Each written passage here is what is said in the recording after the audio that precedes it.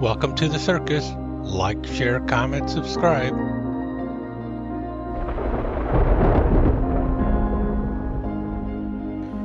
Well, it's been a while since the last update. I am still working on the witch. As you can tell, she kind of lost her head.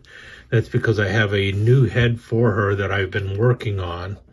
If you notice, there's no cauldron here. There's a table, and that's because there's going to be a crystal ball on the table, and this is made from a vulture's talon from the monster accessory kits from Aurora, the older Aurora monster accessory kits. I think they were released by I can't remember who released them. I'll put the name below, but I repositioned the claws so that they'd be fitting around the crystal ball, and the bottom of this is actually part of a golf tee, and that is going on the center of the table, which is a 1/12 scale dollhouse table.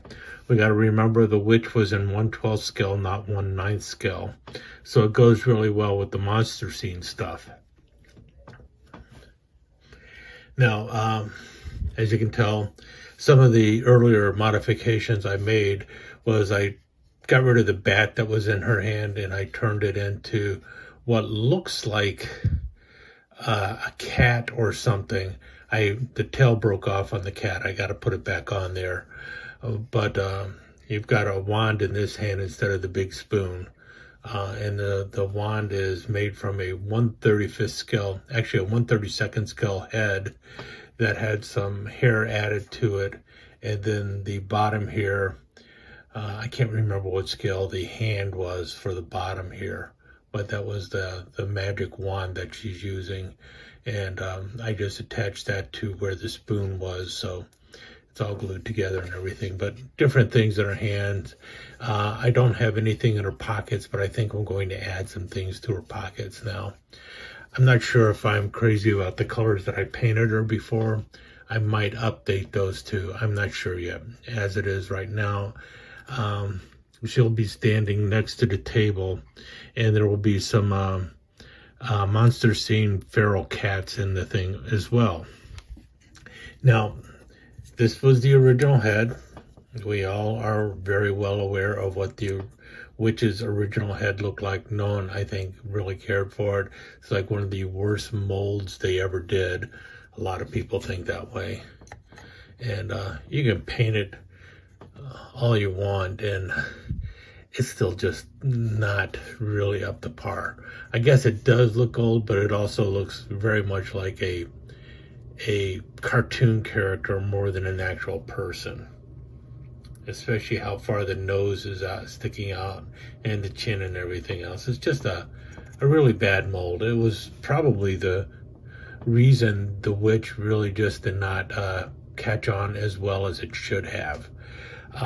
And I've got the replacement head, and I've been doing quite a bit of painting on it. And well, I'll show you where it's at right now. It is not 100% finished, but I'm getting there. And so this is the new head. And you can see a much cleaner mold, a much cleaner look to the face, a much nicer profile. I see the ear there and the ear here. The other witch only has an ear on one side. I think the ear showing on both sides really does look a lot better. If you notice her hair, well, it started out, I painted everything white. It's a resin piece. I painted the entire thing white, and then I started painting her face. You can see the mouth there. The mouth has her teeth showing, and then the inside was, I painted it black, and then I wiped off all the black just to show the white teeth. I think that came out pretty good.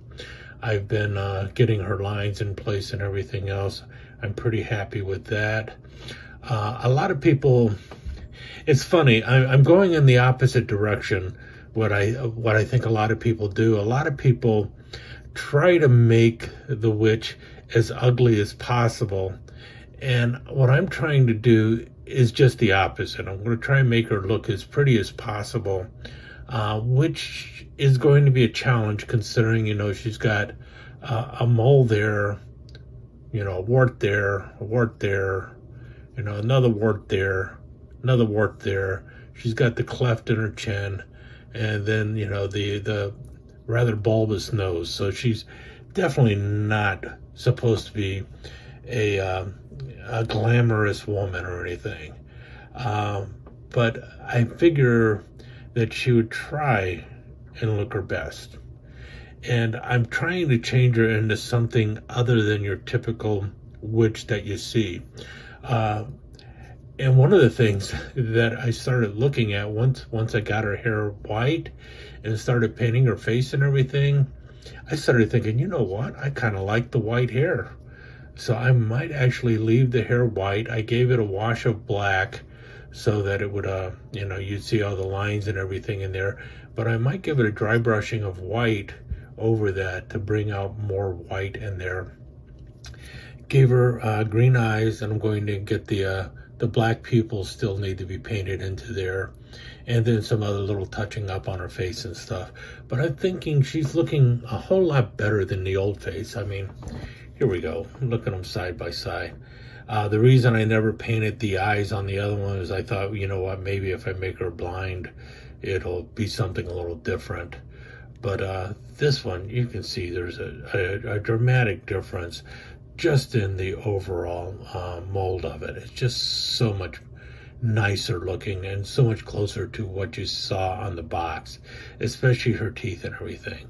And depending on how you look at her, depending on the angle you look at her, she can be very angry looking or kind of, like a little sad or happy or who knows what. But I've got this whole backstory in my mind for her, what she is and who she is, and I'll talk about that a little bit more in the future.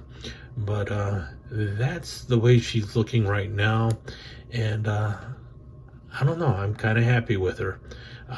Let me know what you think. I'm thinking I'm going to keep her with the green and the purple on top, the white apron and the white hair. I really kind of like the white hair. And the cauldron was always also another one of those things that was just a weak point to me, the way the spoon was molded and everything else. I just think all in all, she's looking a whole lot better like this. And putting her in a parlor, I'm going to try and make a deck of cards, a tarot card set, and all sorts of other things. So she's going to be more of like a fortune teller kind of person instead of your witch. But apparently, considering she's got this humanoid-like cat figure in her hand, something must be going on as well. In any case, that's where I am with my witch right now. Love to hear your thoughts on it, and I will try and get back to you sooner rather than later.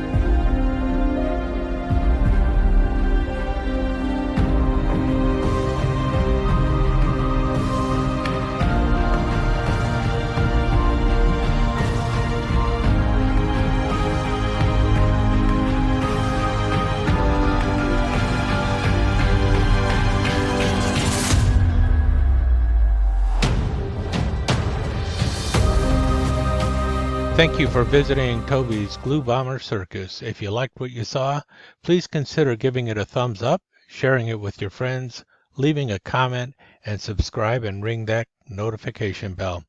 Really do appreciate it. Thanks again.